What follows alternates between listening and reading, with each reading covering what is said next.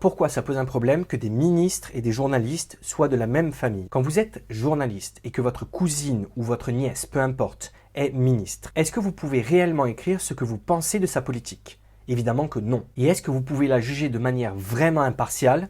Évidemment que non. Quasiment tous ceux qui sont au pouvoir font partie de la même caste. Vous ne pouvez pas monter, vous ne pouvez pas vous élever socialement, malgré vos compétences. En gros, vous n'êtes pas invité et vous ne le serez jamais. Aujourd'hui, j'aimerais vous parler de quelque chose qui me dérange vraiment. Regardez. Ce qui me dérange, c'est le fait qu'une ministre, en l'occurrence Amélie Oudéa-Castéra, soit de la même famille que les Duhamel, Alain et Benjamin, et que la journaliste Nathalie Saint-Cricq. Donc, comment est-ce possible ? D'ailleurs, entre parenthèses, il paraît que Gabriel Attal et Apolline de Malherbe seraient de la même famille également. Là, c'est un peu différent en fait, même s'il y a du vrai. On en parlera plus tard. Alors pourquoi ça pose un problème que des ministres et des journalistes soient de la même famille? Eh bien, il y a deux raisons, et vous allez voir que pour moi, le problème numéro 1 n'est pas celui dont tout le monde parle. Pour la majorité des gens, le fait que des ministres et des journalistes soient de la même famille pose un problème de conflit d'intérêts. Et évidemment, c'est vrai. Ça veut dire qu'il peut y avoir une situation d'interférence entre un intérêt public et des intérêts privés qui est de nature à influencer l'exercice indépendant, impartial et objectif d'une fonction. Quand les sphères du pouvoir politique et médiatique sont concentrées dans un cercle familial restreint, cela risque de limiter la pluralité des points de vue et d'affaiblir la démocratie en réduisant la variété des idées et des critiques qui sont essentielles dans une société saine et ouverte. Quand vous êtes journaliste et que votre cousine ou votre nièce, peu importe, est ministre, est-ce que vous pouvez réellement écrire ce que vous pensez de sa politique? Évidemment que non. Et est-ce que vous pouvez la juger de manière vraiment impartiale? Évidemment que non. Mais pour moi, le problème principal à cette affaire, c'est qu'en France, quasiment tous ceux qui sont au pouvoir font partie de la même caste, c'est-à-dire une classe sociale fermée. D'ailleurs, si vous voulez la définition littéraire d'une caste, c'est un groupe social endogame ayant le plus souvent une profession héréditaire et qui occupe un rang déterminé dans la hiérarchie d'une société. Donc endogame veut dire que ces personnes ont un ou des ancêtres en commun. Et le problème qu'il y a quand un groupe minuscule de gens se partage le pouvoir, c'est qu'il ne peut pas y avoir d'ascenseur social.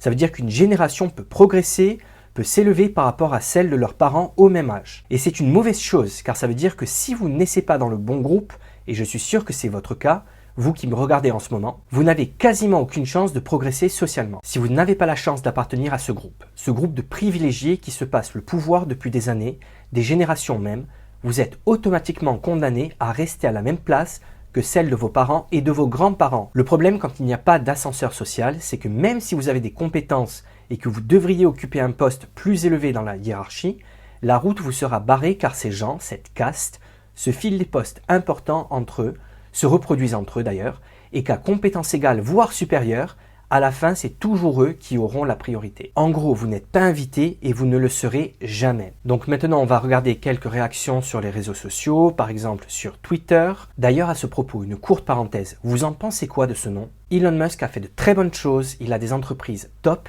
et ce qu'il fait avec X, à la boulette. est super. Par exemple, j'adore les community notes, les notes de la communauté en français. Ça, c'est quand même une très bonne solution pour lutter contre la désinformation. Mais donc, ce que je voulais vous dire, c'est que le nom X, c'est moyen quand même. Vous ne trouvez pas? Enfin bref. Alors, qu'est-ce qu'on a sur Twitter? Par exemple, ici, on a une honte totale. Amélie Oudéa-Castéra, la nièce des journalistes Alain et Patrice Duhamel, ainsi que Nathalie Saint-Cricq. Et là, je pense qu'elle voulait dire est la cousine de Benjamin Duhamel, journaliste de BFM TV. Gabriel Attal, quant à lui, est le cousin d'Apolline de Malherbe. Et pourtant, on ose prétendre qu'il n'y a aucun lien entre la presse et la politique. Quelle mascarade! On a même un article de Libération. La polémique Oudéa-Castéra pose la question des liens de parenté de la ministre avec la médiatique famille Duhamel-Saint-Cricq. Existe-t-il un conflit d'intérêts par cousinage? Mais pour moi, ce n'est pas le problème numéro 1. Le problème numéro 1, c'est cette société de caste qui se reproduit entre elles et qui se passe les postes de génération en génération. D'ailleurs, on va lire vite fait le début de l'article de Libé qui titre « La polémique Oudéa-Castéra pose la question des liens de parenté de la ministre avec la médiatique famille Duhamel-Saint-Cricq ». Donc, depuis la nomination d'Amélie Oudéa-Castéra au poste de ministre de l'Éducation nationale, de la jeunesse, des sports et des Jeux olympiques et paralympiques, ces liens familiaux avec les Duhamel, Alain et Benjamin, ou Nathalie Saint-Cricq sont pointés du doigt sur les réseaux sociaux. D'ailleurs, entre parenthèses, comment peut-on être ministre de l'Éducation nationale, ministre de la jeunesse, des sports et des Jeux Olympiques et Paralympiques. Non mais sérieusement, comment peut-on avoir autant de fonctions? Même en étant un très gros bosseur et en ne dormant que 4 heures par nuit comme certains, comment peut-on bien gérer chacun de ces postes d'une manière optimale? Il y a tellement d'incohérences avec la politique de notre pays et surtout avec nos politiques. Je suis désolé si ça fait discours de comptoir, mais nos politiques ont un sérieux problème. Pour revenir sur l'article de Libération, donc ils disent « Existe-t-il un conflit d'intérêts par cousinage ?» Encore une fois, on cible le mauvais problème, mais évidemment que c'est un problème important, malgré tout. Un journaliste politique peut-il commenter la carrière et, dans le cas présent, les déboires d'un membre de sa famille? La question se pose avec le tumulte consécutif à la nomination d'Amélie Oudéa-Castéra à la tête d'un gigantesque ministère de l'Éducation nationale, de la jeunesse, des sports et des Jeux olympiques. Alors que Mediapart avait révélé que les enfants étaient scolarisés dans le privé dans l'établissement catholique Stanislas, la ministre s'en était justifiée en évoquant un paquet d'heures non remplacées à l'école publique où elle avait initialement placé son aîné. Problème, selon les infos obtenues par Libération, la décision de la ministre a eu lieu après que son aîné a passé 6 mois dans une classe de petite section dans l'école maternelle publique Littré. L'enseignante chargée du petit garçon a contesté la version selon laquelle elle aurait été trop absente pour assurer ses cours. Et donc les commentaires sur Twitter, ou plutôt X, sont pleins de, on va dire, de rage et de résignation aussi. Par exemple, ici on a France Info à l'instant invite Patrice Duhamel pour son livre, époux de Nathalie Saint-Cric et père de Benjamin Duhamel, et réagit à l'actualité, notamment sur sa nièce Oudéa-Castéra. C'est magique. On a une oligarchie endogame concentrée sur 10 km² au pouvoir. Là, on a Amélie Oudéa-Castéra, ministre de l'Éducation nationale, et la nièce des journalistes politiques Alain Duhamel et Nathalie Saint-Cric, et la cousine de Benjamin Duhamel, journaliste de BFM TV.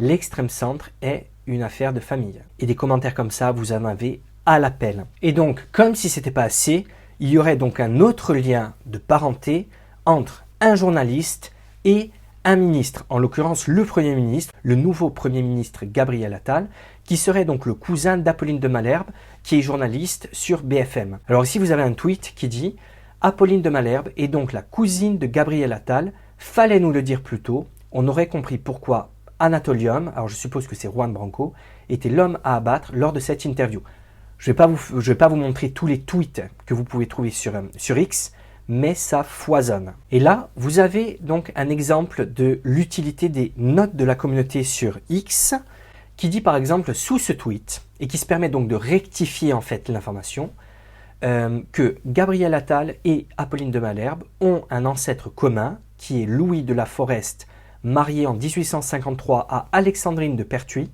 ancêtre d'Apolline de Malherbe, et marié en 3e noces en 1857 à Claire de Maille de la Tour Landry, ancêtre de Gabriel Attal. Il ne s'agit donc pas de cousins au sens propre. C'est pas exactement la même chose, mais vous comprenez malgré tout que tous ces gens, comme je l'ai dit précédemment, tous ces gens font partie des mêmes familles qui se reproduisent entre eux, qui se refilent les postes entre eux et qui, et ça c'est le plus grave, encore plus grave que le conflit d'intérêts, qui empêchent les gens compétents d'accéder à de hautes positions, pas par manque de compétences, mais juste parce qu'ils sont là et ils occupent les places et ils ne lâchent rien. Donc voilà pourquoi les gens en ont marre. Parfois les politiques font mine de ne pas comprendre ce qui se passe, ne comprennent pas pourquoi les gens votent autant pour les extrêmes. Bien, tout simplement parce que quand ils voient ça, quand ils voient ces conflits d'intérêts et ces castes qui gardent le pouvoir et qui ne partagent pas, et en fait qui créent une injustice énorme, parce que comme je l'ai dit plus tôt, vous ne pouvez pas monter, vous ne pouvez pas vous élever socialement, malgré vos compétences. Et ça, c'est quelque chose qui est juste insupportable, et qui fait que les gens ont autant de... Alors, résignation pour certains, mais de rage pour d'autres. Il faut vraiment que ce système de caste s'arrête. Il faut que les conflits d'intérêts soient sanctionnés lourdement pour qu'on puisse avancer dans ce pays.